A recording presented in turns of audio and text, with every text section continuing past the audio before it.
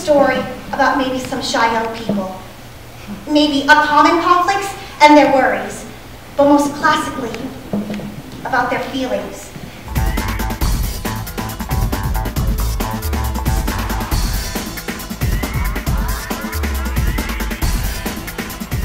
Hi, this is John Moore from the Denver Center talking with Allison Watrous and Stephen Cole Hughes about the Denver Center's first regional youth playwriting workshop and competition that culminated with professional staged readings of 3 selected one-acts during the recent Colorado New Play Summit.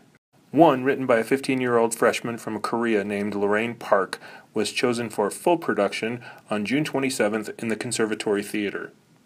The Education Department at the Denver Center is always looking for new ways to enhance art in schools, to bring art to schools, and to encourage young people to be creative and encourage blossoming artists, and that this project was an incredible opportunity for young artists to write and to encourage the art form of playwriting.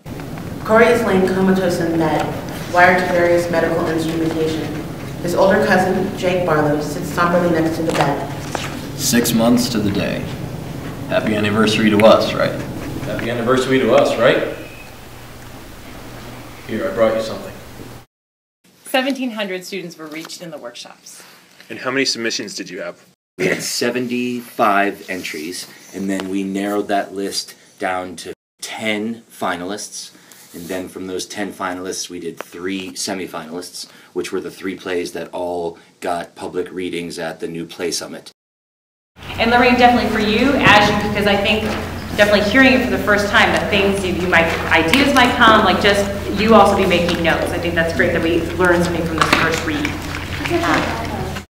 What's it like for you now, only an hour into it, to sit here and hear your words out loud by people like this? It's almost unreal, you know. For someone who wants to have a career in theater, it's absolutely incredible. I kind of feel a little bit more responsibility, just because it's where, I mean, new work from a young writer, to me, is just, I don't know, it's more important. There's bigger possibility of planting seeds. I've always thought it'd be really, really cool to make my own story. Hi, I'm Victoria Caprero, and I wrote Sailor's Knot, which is in the New Playworks Festival, and I've been a student here for 12 years of my 16. The storm slowly dies down. Sweetest one, wake up. It's okay, I'm sorry about what happened before. I didn't realize. I promise if you just wake up, it'll all be okay. Just you, me, and the deep blue sea. The storm slowly dies down. Sweetest one, wake up. It's okay. I'm sorry about what happened before. I didn't realize.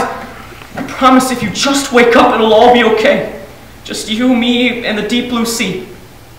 Taking classes here changed my life and is the reason why I have the opportunities I do today. Is this the first time you've ever heard any play of yours out loud, or is this the first time you've heard this? No, this is the first time I've heard this out loud. Nice. Yeah. Hearing it kind of makes it easier for me to see, okay, this is what this means, this is how people are going to hear this. You guys are terrific, and if one of you drops, I'll run up and pick up the script. It's been such a huge, you know, to get Corny on a journey. Like this whole thing started, it was an assignment, you know, 200 points in my drama class for my first semester, and just to go from that to this is like unreal. And you guys are fantastic, so thank you from the bottom of my heart. It's been such a pleasure. Into the Stars, a play in one act by Jack Fletcher. I knew the answer, but I asked anyway. He said, "Daddy, I want to be an astronaut." And I said, "Well, why is that, Corey?" And he said,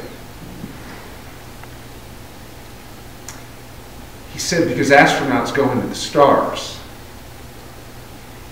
When I'm grown up, I'm going to be an astronaut, so when I go into the stars, I can find Mommy there. And I love Jack's piece, so this Into the Stars is great fun. It's dense and it's complicated. And my name is Frye. I am the Director of Education here, and on behalf of all of my staff, thank you so much for this incredible event. To see this theater full and to see everyone here, we're very excited. I suspect 25, 50 years from now, people will say, why are there so many good playwrights coming out of Colorado? That's weird. I'm like, no, it's not weird. It's because we started this now. One-Sided Fish by Laurain Park. Felicity and Ariel enter. Okay, so what do we know about the winning playwright, Laurain Park? She's a freshman. When she wrote this play, I believe she was 14 years old. She's originally from Korea, and she's been living in Colorado for 6 months, and English is not her first language, and she wrote a full, complete play, which is so impressive. Eric, by the way.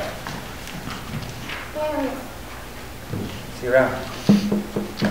Oh God! Remember that I may not be Princess Ariel, but he was like real Prince Eric to me. Well, he is insensitive and kind of weird. I take that back. What did you see in that submission that made you feel like it was worthy of being a finalist? The story itself is kind of simple. It's kind of a classic 80s movie formula. Love story. It's a great love story. It's just about a girl who's trying to fit in a high school, and she likes a boy, and she tries to get the boy's attentions by doing things that she thinks she should be doing, and it's only when she decides to just be herself that she kind of blossoms. She's showing up to almost every other thing that I'm in, but sometimes doesn't answer me, and sometimes just stares into the air. She teases me sometimes, and it's sometimes really weird. And always it feels like she's expecting me for something. Is she?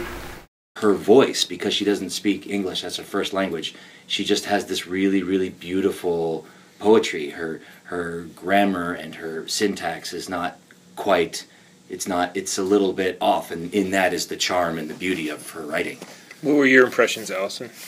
Well, even talking to Laurain in the process of staging the reading during the summit is that she was very interested in the idea of a slice of life, real life. She kept saying it doesn't have to be an epic story, right? It can just be about a girl who really exists in the world. So her sense of truth in the play her heart was on the page in a lot of ways.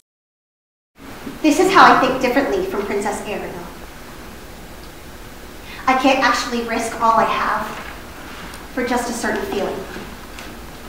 I think it was a great success. You know, we read the plays blindly. We didn't know who the students were or what schools they came from. And I think it's really great that the 3 plays that we chose to be the readings came from students who are all from different schools, and they're all different ages. One was a freshman, one was a junior, one was a senior.